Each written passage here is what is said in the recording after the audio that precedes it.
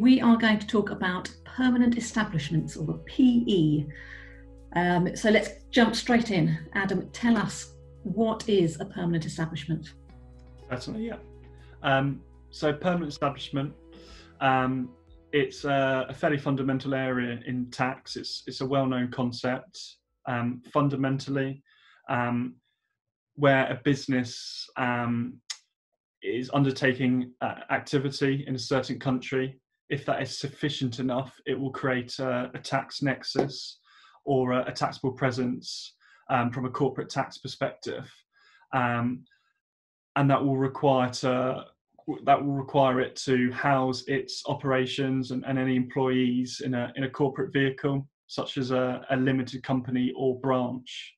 So once it has a permanent establishment or PE, any profits relating to that operation will be liable to corporation tax, and that PE will be caught by the local filing regime, local taxes, corporation tax, VAT, payroll, and also subject to statutory filing financial statements and possible local audits as well. So this is relevant to any company that starts to do business in a different country. There's legislation in many of the tax treaties, but then that's also replicated in some local legislation. So we've got to have to look at sort of two separate bits, but also you're looking at a number of countries, aren't you? Because obviously the treaties, while they're similar from one country to the next, or from one pair of countries to the next, there are often little differences between them. So we're going to have to be quite specific when you're giving advice to a particular company about which bit they're looking at and why they have to pay attention to it. But why is it so important, or is it more important now than it was before? It's a good question. Probably a bit of both. It's always been a pretty important subject, but over the last number of years, it's certainly received greater attention from local tax authorities and been driven by the OECD with various campaigns to kind of focus more on permanent establishments and making sure companies are paying tax where their profits arise. Often it's one of the first topics that businesses will have to navigate when they are thinking of setting up operations overseas in a new territory. Will we generate a PE in terms of what we're doing? Do we want a PE? Often companies will expand by setting up wholly owned subsidiaries. It's a really good way of setting up your expansion, your overseas offices, and it will be something that they'll need to think about. So do we have a PE? Do we want a PE? Not all expansions result in a permanent establishment. Sometimes it might be sufficient to register as an overseas employer, register local payrolls, and just have local payroll filings rather than everything that comes with a subsidiary. And of course, there's other options such as PEO as well. I think that those two options, so registering for payroll only filings and the PEO option, I think they do have limitations and risks attached, and both of them don't necessarily deal with the issue of permanent establishment straight away. So I know we're not going to focus too much on that for the purpose of this session, but there are some limitations of those two options. I know that's something that you've seen and experienced as well, Melissa. Yeah, I have a bit of a bugbear with companies appearing to expand overseas and actually not doing it. So in days gone by, we used to have what was called a place of business in the UK, which was a company's house registration, where companies would use it mainly for exploratory purposes. So it was what I would call a flag waving opportunity, and to tell companies, this is what my parent company does. Are you interested in our services or in our products? Let me tell you all about it. But as soon as they get to the place where they are actually involved in the sales process, whether that's negotiating sales, whether you have an office, a fixed place of business, I'm sure we'll talk about shortly, that goes beyond a place of business and becomes that PE, that taxable presence in the UK. The place of business registration no longer even exists in the UK, so it's very hard to get a registration in the UK that doesn't involve some form of business registration. That can be a separate question as to whether you then have a permanent establishment and a taxable presence. but there are still filing and registration requirements here in the UK. But as you say, it's not the same for every country, and this is where you're going to have to look at the legislation depending on the country into which you're expanding, or putting a contractor or an employee, or taking on your first person there, to see if there is an opportunity for you. Right. What's the risks? What happens if you get it wrong? Yeah, there are risks. I think looking at on the other side as well, there's often a lot of opportunities of having a PE and expanding through setting up a limited company or branch. You're managing your risk and exposure from day one. You'll be aware of the local filing and compliance requirements, aware of the corporate tax payments and other taxes that are going to be relevant to that PE. So you limit the chance of unexpected tax payments, or that your presence being reviewed further down the line where you haven't expanded through a PE and the tax authorities determine that you actually do have a tax nexus and you should have incorporated from day one. So I think that's the risk. I think it's an area that needs to be reviewed, and it is an area that tax authorities are focusing on. I think if you have an individual overseas, I think we all know the kind of risk management side, it might be fairly low, but there is a risk there, and it will grow when you recruit more, and when you start to evolve, that job role starts to evolve, and that person takes on more responsibility. It can be particularly difficult to unwind a position where you haven't set up a PE and the authorities are saying you do have one. They will look at your operation. They will expect you to meet the final requirements that you should have met. Additional tax payments that will come with potential interest and penalties. So it can be quite costly and complicated to deal with where you haven't taken the right advice from day one. I think you also need to consider the reputational impact. So how that looks, if it's publicised, or if other key stakeholders or relevant people become aware of that. Is that something you want to have subjected to your business? I think that's key, actually, because that no surprises, at least knowing your risks, is key, and particularly for any company that is either potentially going down the listing route or maybe acquired.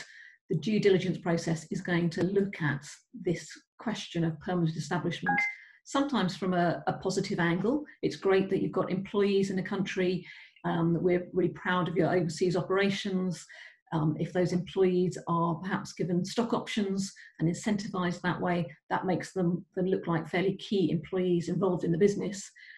If your announcement to the auditors doing your due diligence or to your potential purchasers is that in fact they're not your employees because you're using a PEO, or you don't have an enterprise in there, that exposure to potential permanent establishment inquiry is so large and unknown.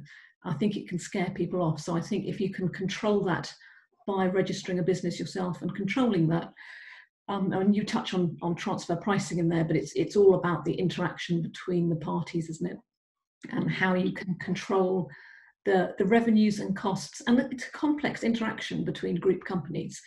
It's not often very straightforward, but the more that you can control it rather than offering it up to a number of revenue authorities has got to make you feel more comfortable. Yeah, that's definitely right. And often expanding by having permanent establishments in overseas territories, it's more controlled, as you say, and it also allows for wider planning opportunities, wider tax planning opportunities as well, in terms of thinking about overseas employees, assets, IP, possible tax losses, and how you structure that. So often it can be the best way to structure a group's international affairs. I think if we're looking at some kind of real life examples and observations, I think focusing on the UK for now. So Article 5 in the UK tax treaty deals with permanent establishments. It's been a clause that's been drafted and in place for a long time. But it does offer some clear guidance in terms of what they consider to be a PE in the UK. Principally the main headlines, setting up an office, place of management, having a branch, factory or workshop. Those are all key things that will produce a PE from day one. And the treaty also talks about other areas. So seniority, if you are employing people that are particularly senior to your business, they have autonomy and control over the development and strategic growth. Is that role sufficient enough to create a tax nexus, rather than someone who is more junior, perhaps more focused on sales and marketing, administrative tasks? And also signing sales contracts, that's another clause that's referenced. You can have people that are sales focused but are sufficiently removed from the contracting process and the executing of sales agreements. But generally speaking, any employees that are able to enter into and commercially bind the overseas parent company to a sales contract, you're going to be starting to get into that grey area of, are we giving ourselves a permanent establishment? Yeah, I think that's easily done. An office can be, as we all know now, a home office. It doesn't have to be something expensive in a high-profile city. Working from home can well be an office. The preparatory and auxiliary used to be a term that we would use to get out of a permanent establishment. So if what you have is considered preparatory, so you're just preparing to set up an office or preparing to do business, or auxiliary, so ancillary to the services that you're going to provide, that can sometimes get you out of the permanent establishment question. But I believe you told me Holland has tightened the rules around this, and it doesn't appear in any of its treaties anymore, or just some of them.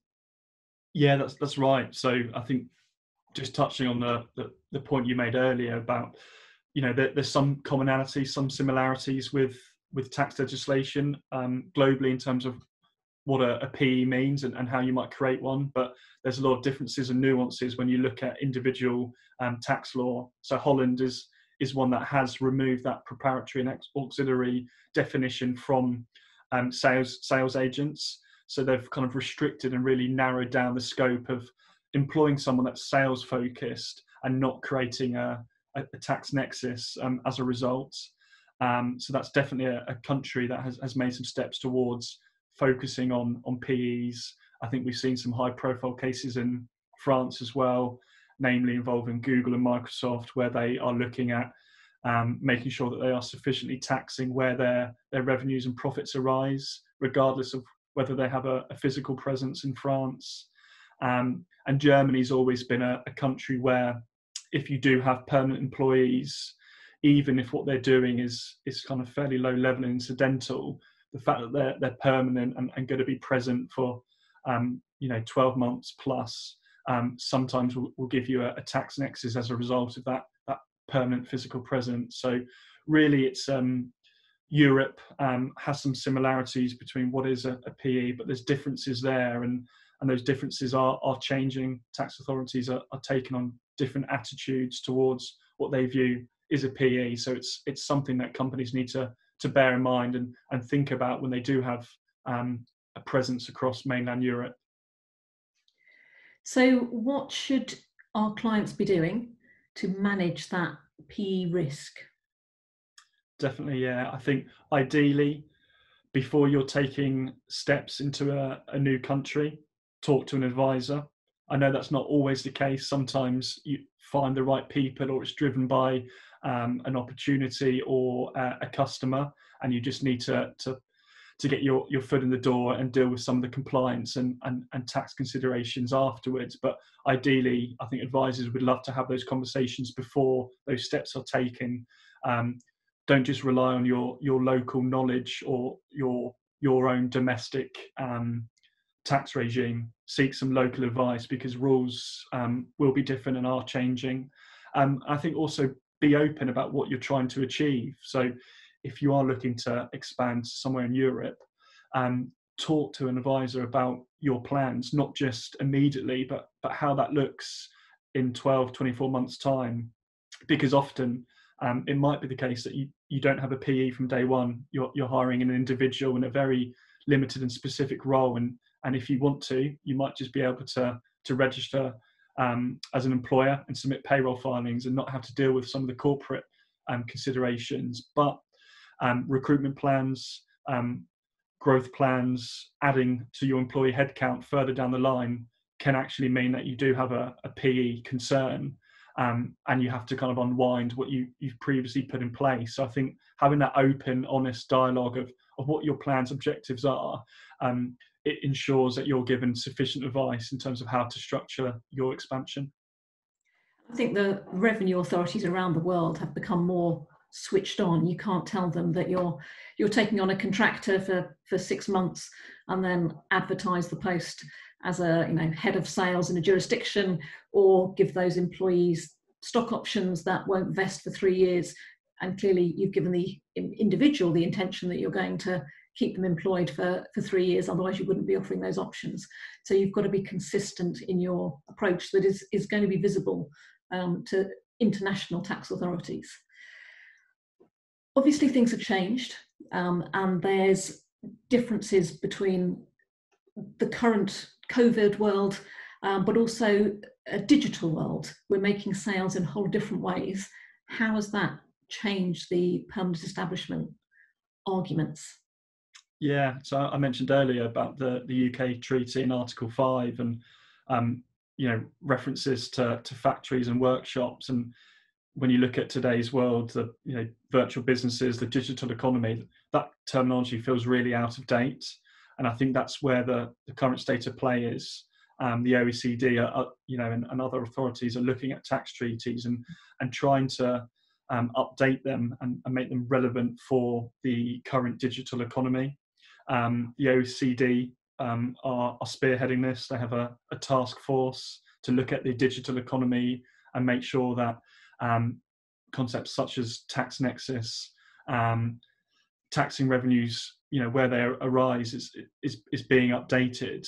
There's been some high-profile cases of companies that perhaps don't have a physical presence subject to the existing treaty rules, but they are earning revenue from customers in countries, and there's been a lot of consensus and professional opinion that they should be paying tax on the revenues that they're earning, regardless of where their physical presence or employees are.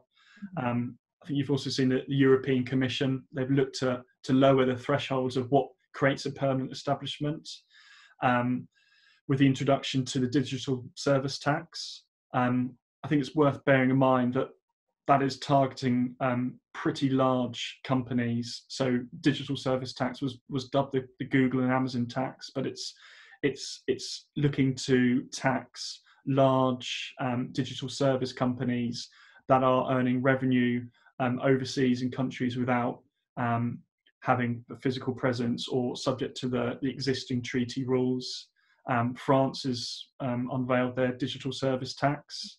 I think ultimately the collection of any tax has been hindered through kind of conflicts with the US. It's taken on a bit of a wider political stance, but also the UK is implementing its digital service tax as well, and it's taking a keen eye on some of these OEC developments in terms of how it can update its treaty rules to deal with and tax PEs. So in summary, the whole landscape is evolving and coming into the 21st century to deal with the digital economy and the way that businesses now operate. And we both know that while a lot of these new taxes and new developments are focused on particular areas, particular companies or size of companies, it's often others that are caught accidentally and fall into those rules. Whether it's by acquisition or whether it's just the wording of the legislation that doesn't quite fit the intent. So while it may be geared at those big companies, international companies with a huge presence, we've certainly seen that with other legislation, sometimes the smaller companies do get caught, and whether that's the intention or not, if it's within the legislation, they certainly have to be concerned about whether there is then still an exposure for them. I think similarly, Sorry. I was going to say, similarly, the COVID part, we know that, again, lots of people have been caught in different countries. They're managing to continue to work, but not in their normal location. And the UK is certainly, I said, they're not going to pursue the nexus idea while those restrictions are in place, but as those restrictions rise and people perhaps choose to stay in a country longer than anticipated, or even move permanently there, they are going to start reconsidering that permanent establishment issue. And I certainly wouldn't want to rely on a sort of COVID-based exemption for many months to come. So the advice has got to be, get some local experience knowledge. Don't rely on what you knew from your time in a country from a number of years ago, or your own local legislation. It is a slightly moving target, but it's a big area. It's a very hot topic for most tax authorities, and it's really worth getting some good advice, and being quite open as things change within your company plans and your forecasts, and also as the legislation changes. Thanks very much, Adam. Yes, thank you.